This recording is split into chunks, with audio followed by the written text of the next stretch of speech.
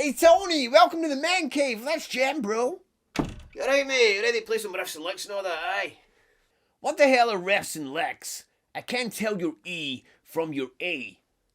What's some riffs and licks? We bit of scales, we bit of this, we bit of that. I still can't understand. I wish there was something like subtitles or like a CC button. Aye, that would be good. It's cool, man. Just pick up a guitar. I'm gonna play some rhythm. You play some lead.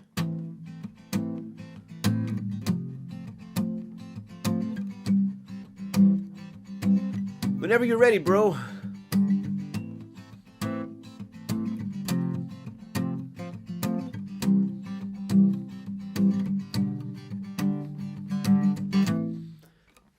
The ukulele's over there, bro. We've all been in that horrible situation, right? You're a beginner guitarist, you're building some confidence, you're ready to go out and meet other musicians and play with them. In a musical way, of course. You're ready to jam, alright? But when you get there, you realise it's a little bit tricky. It's not as easy as you thought. You don't want to make a fool of yourself, alright? You might have some stuff down, but you might feel like you're going to mess up. And a lot of the time, you end up just playing the exact same thing that they're playing. You'll play the same chord progression that they're playing.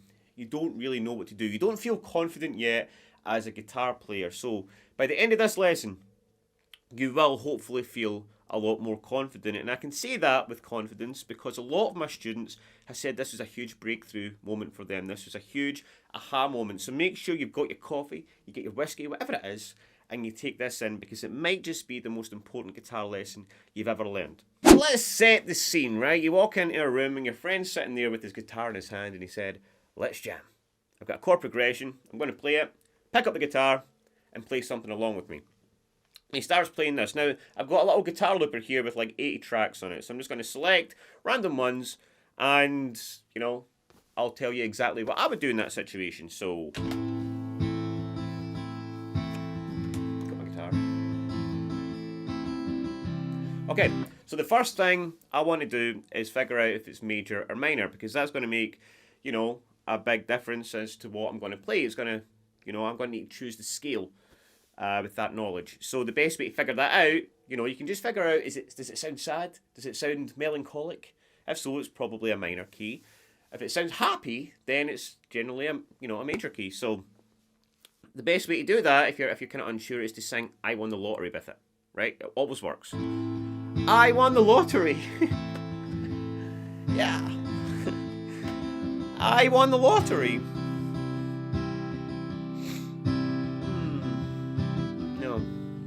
No, I didn't win nothing. So we found out that it's minor. So now we need to figure out what scale we're going to use. So the best way to do that, now you should be able to figure out the 12 notes on the fretboard. Now there are only 12 notes on the fretboard, or should I say the top string. That's all we're going to need for this. Alright, now there are only 12 notes on the fretboard. In case you don't know, A through to G. Okay, 5 of them have sharps and 2 of them don't. Okay, which makes 12. Okay, so B and E don't have sharps. If you remember, B, the word B, alright, those notes don't have sharps. Everything else does. So that means if you're climbing up the fretboard, you start with E, and then you go into the next note, right, which is F, because E doesn't have a sharp. B and E don't have a sharp. So you go E, F, F sharp, G, G sharp. There's no H. You go right back to A sharp, B, B sharp, nope, it's a C. C sharp, D, D sharp, and on the 12th fret, we're right back to E again. Alright, E, E, E, E, E, A, D, B, and so on. Alright, so only 12 notes there.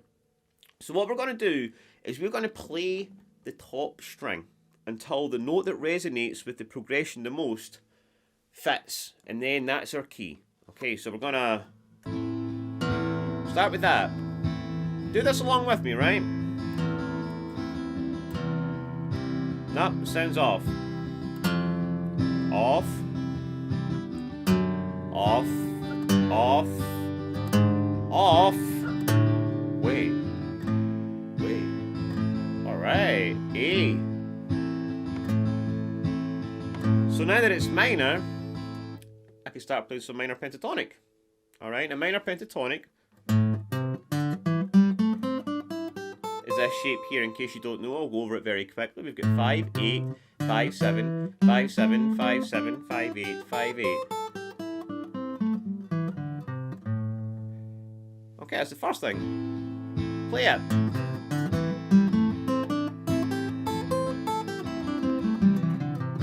Okay, that sounds good. So now I know where I can start jamming. Now, I rarely play the scale like that. So this is the next thing that I want you to take note of, right? We can play it vertically, but I like to play horizontally across the fretboard. So when we get here, I want us to take 2 frets back, we go to 3, and we start here instead. We get 3, 5, 3, 5, up to 7. Okay, and I call this the three octave boxes. Okay, because this, now keep in note, 5 is our root note. We've got 3, 5, 3, 5, 7.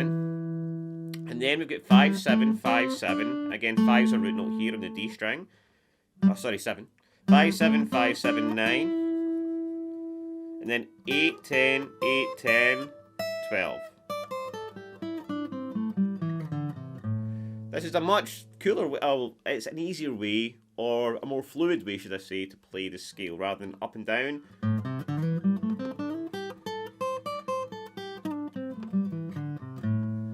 It just feels better, alright, and there's a lot of cool stuff you can do with that.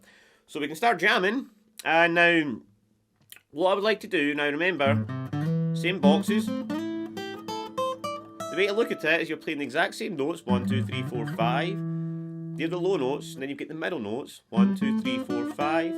Then the higher notes, 1, 2, 3, 4, 5. Exact same notes, but, you know, some are just higher, you know, different octaves.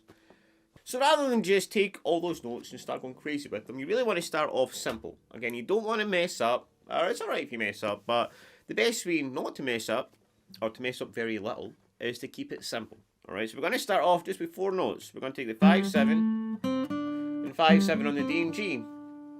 And just see how creative we can be with those notes.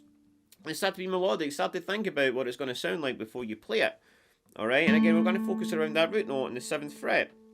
And just start to phrase really simply.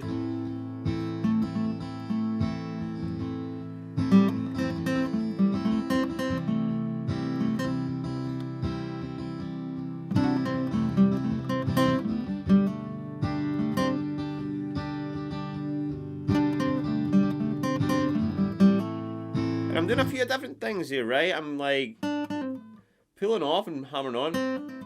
Things like that as well. And then G string here you can bend 7 and 5.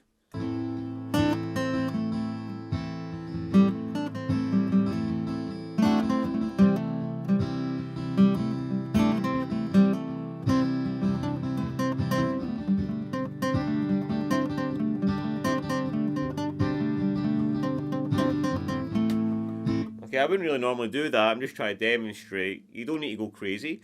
And of course, the more muscle memory you build with this, the easier it gets. You know, it took me quite a while before, you know, it felt comfortable for my fingers to do that. So just take your time and enjoy the process. Now, after you've kind of get comfortable with that, you can then branch out. Another part.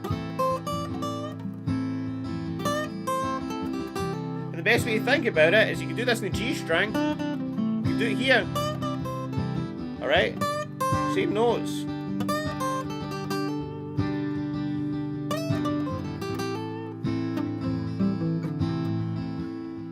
Alright, and then you can move back and forward.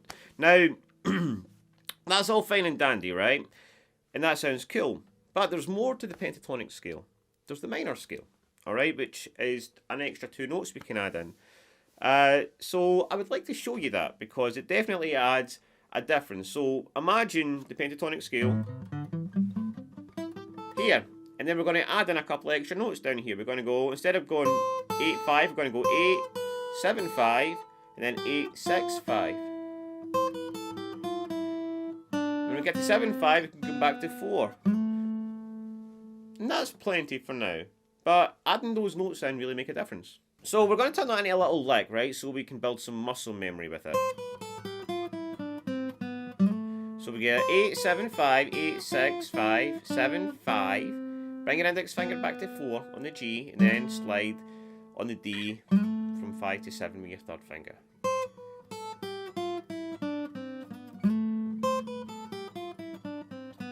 And of course, the more you practice it, the faster you'll get, and you'll be able to be a little bit more musical with it. And then you can do as well with this, you can just start coming back to notes. Hammer on. I love that little hammer on there. Start getting into the other parts of the scale. And then see what you come up with.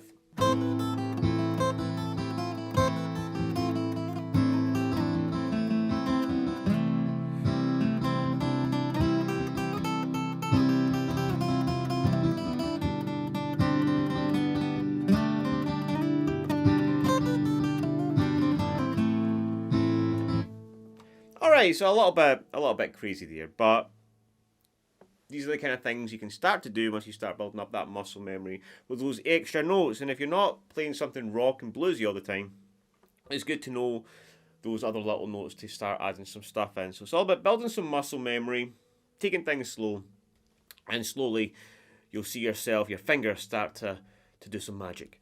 But the next thing I want to talk about, okay, is it might not be rock, it might not be blues, it might be something happier, alright? It might be something poppy or country or something like that. So what we're going to do next is we're going to see what happens if your jamming friend is playing something happy. So let's find something on the looper. So, let's see. We'll go something different. Oh, there we go. Lovely. Okay. I won the lottery. I did. Yeah. Okay, so, major. Let's find the notes. The exact same process on the top string, right? Do it with me.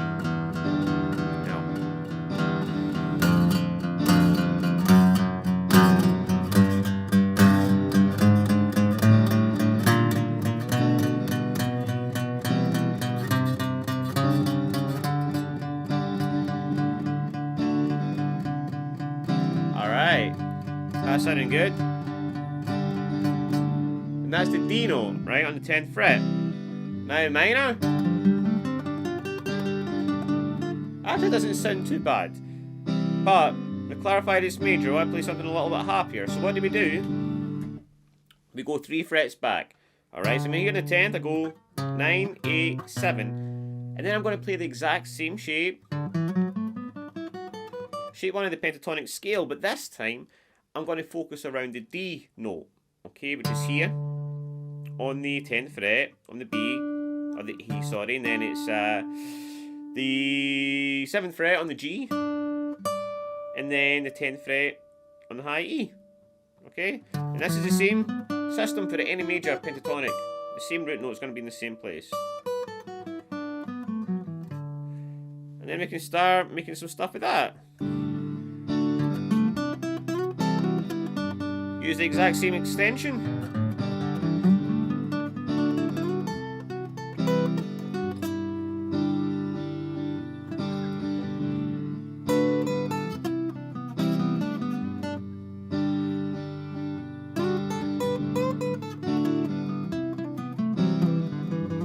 And in some cases, we can slide it into minor.